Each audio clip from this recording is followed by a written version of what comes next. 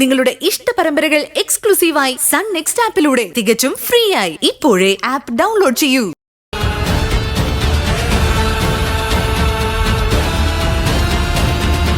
എന്റെ മമ്മ, ഞാനിത് എത്ര തൊട്ടം പറഞ്ഞു, നിരഞ്ജനെ വീഴ്ത്തിയത് ഞാനല്ല എന്ന്. അതിനുള്ള സമയമായിട്ടില്ലെന്ന് എനിക്ക് തോന്നി.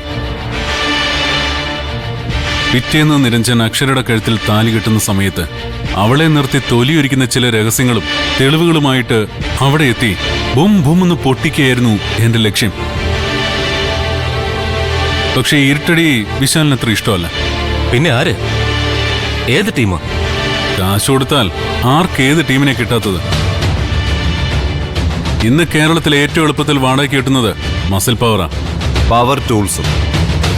പണ്ടൊക്കെ മുംബൈയിലും മംഗലാപുരത്തും ആയിരുന്നു സുപ്പാരി ഗ്യാങ്ങുകളെ ചുളുവിലക്ക് കിട്ടിയിരുന്നത്. ഇപ്പോ ഒരു മാർക്കറ്റ് ഓപ്പൺ ചെയ്ത് വെച്ചിരിക്കുന്നത് കേരളത്തിലെ നഗരങ്ങളില്ല. ഇടവക്കീലെത്താൻ പത്രം വായിച്ചില്ലായിരുന്നു? അല്ല, അത് പിന്നെ അങ്ങനത്തെ ദുശീലങ്ങളൊന്നും പിന്നെ വക്കീലിനില്ലല്ലോ.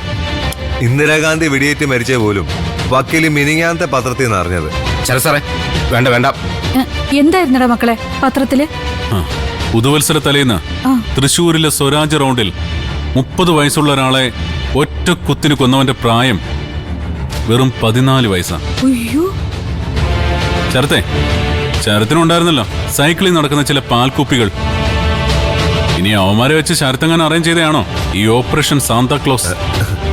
അല്ല, ഇക്കാര്യത്തില് ഞാനും നിരപരാധിയാ. ആ പയ്യന്മാരെയൊക്കെ ഞാൻ കണ്ടിട്ടെന്നെ നാളുകളായി. ഇരുട്ട് വാക്കിന് കിട്ടിയ നിരഞ്ജന് പൂളും എന്നുള്ള സത്യം തന്നെ. പക്ഷെ ഈ കാര്യത്തില് ഞാൻ ഇന്നസെന്റ്. എന്നാലും ആരായിരിക്കും ആ സാന്താക്ലോസിന്റെ മുഖംമൂടിക്ക് പിന്നിൽ ക്രിസ്മസ് സംഘത്തേക്ക് അറേഞ്ച് ചെയ്തത്?